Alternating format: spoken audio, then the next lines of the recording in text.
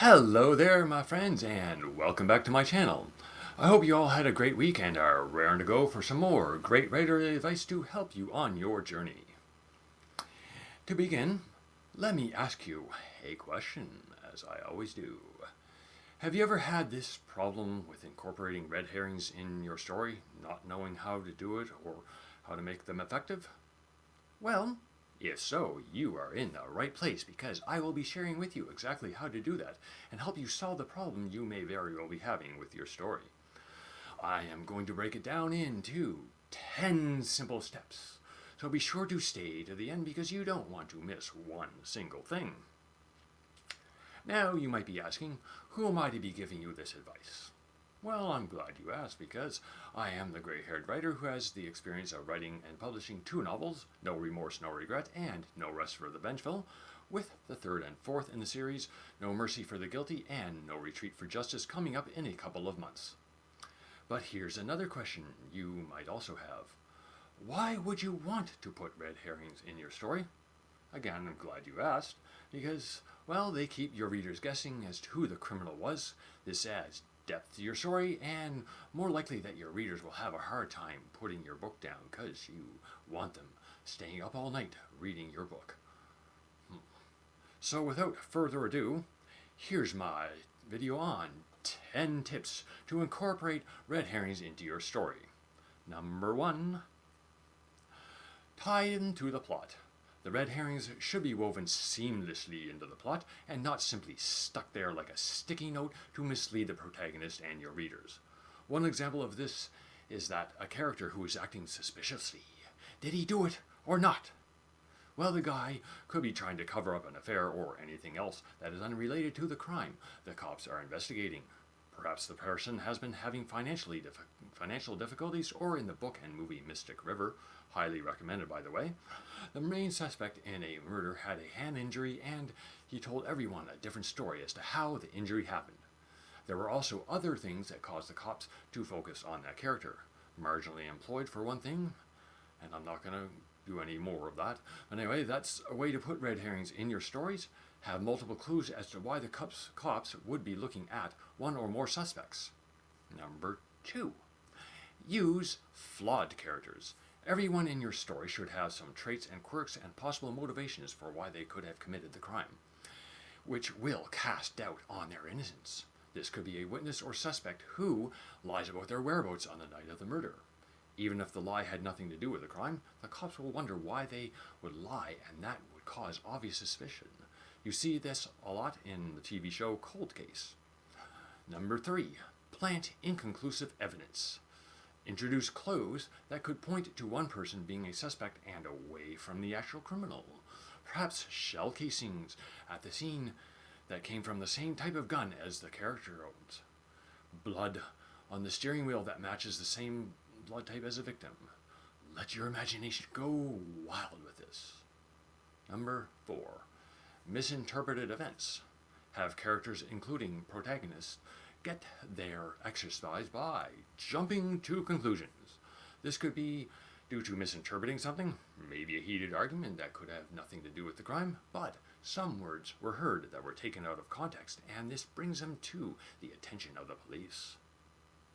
Number 5, you play with reader assumptions. Subvert common tropes like the butler did it or anything else along those lines. There could be the classic villain you could bring into your story, like the biker or other unorganized crime person. Someone with a dark past, a brooding loner, or, well, anything you can think of, but make them innocent in your story. Number 6, distract with subplots. If you have engaging subplots that could make the readers think they are the main plot, perhaps the murder victim was a partner of another criminal and they were engaged in a series of heists. This would likely cause the cops and the readers to suspect him. It's not unheard of for criminals to get greedy and kill their partners. Number 7, timing of revelations. Be careful on how you reveal the information. You do this by misleading them early and then shift focus. For example, have a suspect who has a strong motive to commit the crime. He is cleared halfway through the story, but then something else comes up that once again casts doubt on their innocence. Number 8, Use multiple red herrings. Don't have only one. Have at least 3 potentially viable suspects, along with misleading clues that will keep your readers guessing. An example of how to do this: a wealthy tycoon is murdered at a gala in his mansion. He is found dead in a private room. Red herring number 1. A jealous rival was seen and heard having a heated argument at the gala with the murdered tycoon. This works because of the rival's jealousy, and threats are seen as a possible motive. The rival left the gala before the body was discovered and therefore has an alibi. Red herring number 2. The cheating spouse. The tycoon's wife was having an affair with a younger man at the gala, and she was seen leaving the room shortly before the discovery of the murder. The motive here is that she could have committed the murder to avoid a divorce that would have caused her to lose her lavish lifestyle. Her alibi is that she went into the room to retrieve a love letter to the man she was having an affair with and fled the scene when she saw the body. Red herring number 3. The blackmail victim. One of the guests was a renowned surgeon who botched a surgery that could ruin her career. The tycoon's blackmail was getting more and more aggressive, and she would have motive to commit the murder to save her career. She is cleared of the murder when security footage shows her leaving the room unharmed after going in to steal evidence of the blackmail and possibly before the murder even happened. The true murderer. The loyal friend, a childhood friend who was with the tycoon from the very start, who was with him through thick and thin, was embezzling money from the tycoon for years. The tycoon discovered the theft and told his friend he was going to turn him in. This is foreshadowed by hints at financial irregularities, and the friends familiar of the house hinted at his involvement. This all comes together by all 3 of the spouse, rival, and blackmail victim had the motive, means, and opportunity to commit the murder. This keeps the police and the readers guessing throughout. Every red herring adds tension and complexity while the innocence of the suspect feels logical. The final twist may very well be unexpected, but it was supported by earlier clues. Number 9. You foreshadow the truth. While having red herrings is crucial for your story, you will need to have the true solution is subtly foreshadowed. That way you don't have the true solution come out of left field and makes your readers shout, "What the bleep was that?" The foreshadowing will make the end feel earned. For the above scenario, the loyal friend can show the detective assigned to the case the detailed layout of the house with all its secret passages and security features. The clue here would be that this man knows the house like the back of his hand, and could be initially brushed off as being helpful, but later is significant when the other suspects are cleared. Next, you have an early hint about financial discrepancies. The victim was overheard earlier in the evening, shortly before his death, saying he wants to talk to his assistant about financial irregularities, believing that it's nothing but doesn't like loose ends. The killer's calm demeanor. Unlike the other guests who are visibly shaken, the assistant seems unfazed, with a comment that someone needs to remain stoic in a crisis. This could read as an attempt to avoid suspicion. You then put in subtle hints at motive. Perhaps the victim praised his killer, saying something like, "He's a good man, but would be nothing without me." This appears condescending, which would lead to motive, resentment, and thus motive for both the embezzlement and the murder. Next, you have odd timing with the assistant showing up soon after the body is discovered. He makes a comment that he wanted to ensure everyone was out of that section of the house. This might seem logical until it's later discovered that he had time to commit the murder. The detective might initially dismiss the timing as he or she focuses on other suspects. A missing prized possession, like a Rolex watch, could be your next clue. Guests mentioned that the tycoon would never take that off unless swimming or in the shower. The killer removed it to make the crime look like a robbery gone wrong. Next, you could have a locked drawer where the evidence of the embezzlement was kept. The killer brushed it off with the detective, saying it only contains sensitive documents and assures the detective it has nothing relevant to the case. The killer might also have subtle behavioral changes. Perhaps he's nervous before the murder.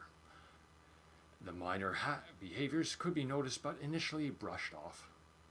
For whatever reason, some criminals do insert themselves into the investigation.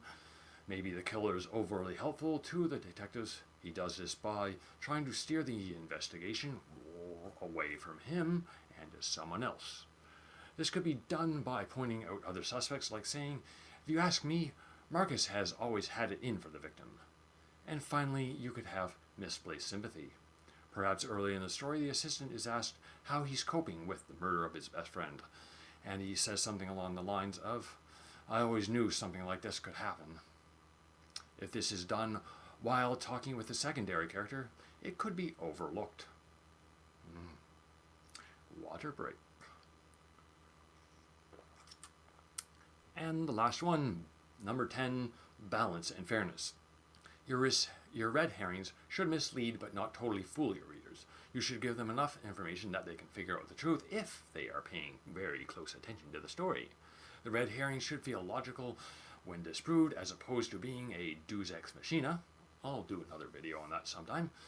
Here are some examples of how to do this. An angry argument. An associate of the victim could be overheard shouting, "You'll pay for this!" This misleads, as the words do sound threatening, but it turns out the argument was over an unpaid loan. The threat was financial, not physical, and it was depending on interpretation. A hidden object. A bloody knife was found in a suspect's car. Many people believe this to be the blood of the murder victim. The police and the readers do anyway. However, it turns out it was used on a camping trip to prepare food, and the blood was from an animal that the suspect had hunted and killed. The readers will have assumed it was the murder weapon until it turned out that it wasn't. And finally, suspicious behavior. One of the suspects could act nervous or anything along those lines whenever the victim is mentioned. They avoid direct eye contact with the cops like this when being questioned, or possibly they don't seem all that upset by the victim being killed. This could be interpreted as guilt, but the character had witnessed the murder and were too scared to come forward, fearing retaliation. The nervous behavior is therefore misunderstood by the readers and the police in the story. So there you have it, my tips on how to incorporate red herrings in your story. I hope you enjoyed the video and that it was helpful. Be sure to smack that like button, subscribe to my channel, and ring that bell to be notified when each new video goes live so you don't miss any important writing advice. And if you so desire, subscribe to my newsletter where you will receive a free short story. The link is in the channel description. Be sure to check out my video on how to adhere to reader expectations. It should be coming up right about now. Have a great day and week. So long.